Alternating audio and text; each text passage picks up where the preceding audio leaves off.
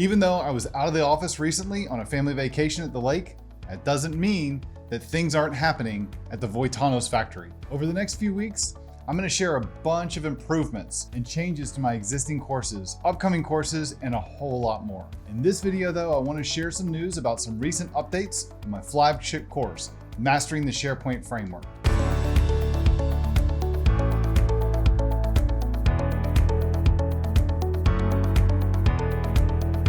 Hey, I'm Andrew, and if you're new here, please subscribe to get notified of future videos for professional developers on Microsoft 365 and Microsoft Azure topics. Okay, now let's talk about some of the recent changes to my course, Mastering the SharePoint Framework. This past month, I republished 2 chapters in the course on web parts and property panes. Both chapters have all the new improvements and features that refreshed chapters are getting, including the following things. I improved the resolution from 1280 by 720 all the way up to 1920 by 1080, so they're now 1080p. I also created clickable resource links in the lesson videos, clickable cross-chapter references in the lesson videos, and additional in-chapter jump points on the video lesson timeline. I also upgraded the lesson notes, including listing all of the in-chapter jump points and clickable resource links. One of the most important chapters in the course, Chapter 7, is in the Fundamentals bundle, and it was completely re-recorded and republished. While the topics covered in the course are identical to the original chapter recording from 2017, I decided it was time to completely re-record all the demos and add some additional bits that were new in 2022. The biggest change that you're going to notice is that all the demos use a modern version of the SharePoint Framework, version 1.15, and it's including all the project structure changes. Web parts are one of the core building blocks in the SharePoint Framework, and this chapter, it just needed to be modernized. Now, while the chapter is primarily focused on the SharePoint Online experience and web developers using the latest version of the SharePoint Framework, all the topics also apply to developers that are working in SharePoint on-premises deployments. And that includes SharePoint Server 2016 with Feature Pack 2, SharePoint Server 2019, and SharePoint Server, the Subscription Edition, or SE. If you aren't a student of the Fundamentals bundle today, check out the first lesson that I've linked to up here at the top of the video, as well as in the notes below, so you can get a preview of everything that's included in this chapter. Not all the chapters mandated a complete re-recording. The chapter on property panes, that's chapter 10 in the Fundamentals bundle, that's one such chapter. This is kind of a double-edged sword for me. On one hand, it's a bummer that nothing really much has changed with property panes since I originally recorded this chapter back in 2017. But on the other hand, it's kind of nice to know that it's so stable. Over the years, I've made a few small updates, but nothing that really warranted a complete re-record. So this time, the refresh was mostly just improving the features and the viewing experience of things I explained before.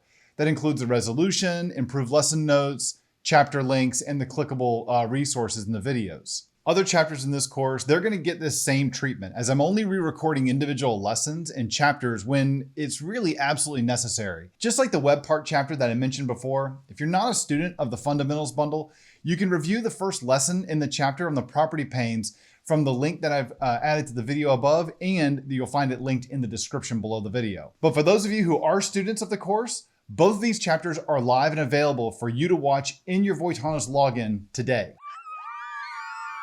You're probably wondering what's up next for the course. Well, the next thing I'm working on is a big overhaul to the chapter on the SharePoint Framework extensions. That's chapter 13 in the Fundamentals bundle. This includes updates to field customizers, app customizers, and command sets, including all the API changes that Microsoft introduced in the SharePoint Framework version 1.14. But there's 2 big additions to that chapter that are also going to be coming. First, I'm going to add a lesson on the new list form customizers that was introduced in the SharePoint Framework 1.15. The demo uses React to implement a common pattern that developers have wanted to implement. A hierarchical list where the selection in one field is going to drive the options available for other fields. The other thing I'm adding is a demo showing you an alternative way to install field customizers in list form customizers. Now, by default, the SharePoint Framework pushes you in the direction of XML provisioning of field customizers with the feature schema.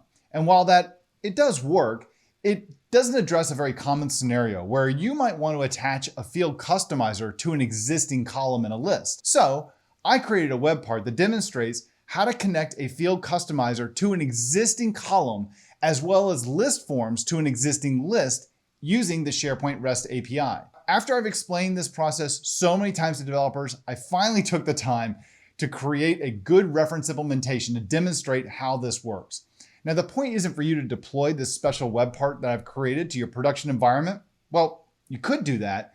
You also can run it locally and use it from the hosted workbench to attach previously deployed and installed field customizers and list form customizers to existing columns and existing lists. Now, when I republish this chapter on extensions, I'm also going to refresh a couple other chapters at the same time that didn't require a complete re-record. Now, are you waiting for a specific chapter to get updated?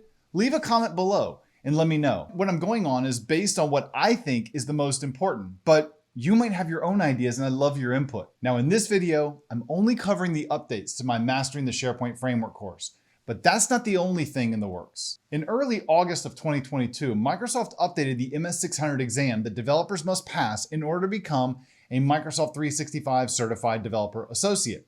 Now, I previewed some of these changes earlier this year when they were anticipated to hit in April, but Microsoft delayed these changes until August of this year. I'm updating my course with the new changes in this update, and I'm also updating the assessment questions for you to practice some exam questions. In addition, we're gonna make some changes to how this course is priced. All the existing students are gonna get grandfathered in, so if you're already a student, don't worry about it, you're gonna be good. Now stay tuned for more news on the changes for the MS600 exam in my exam prep course, and don't miss this news and all these changes that are coming by making sure that you subscribe to the newsletter to get it delivered straight to your inbox when I make these changes. You can also subscribe to this channel because I'll also let you know about it through another video. What do you think about all these changes? Are you excited? Let me know and drop a comment below. If you like this video, please give me a thumbs up and subscribe by smashing that big red subscribe button that you see on the screen. So you're gonna know when I publish more videos for professional developers on Microsoft 365, Microsoft Azure, and, well, topics about courses that I'm publishing. Thanks, and I'll see you in the next video.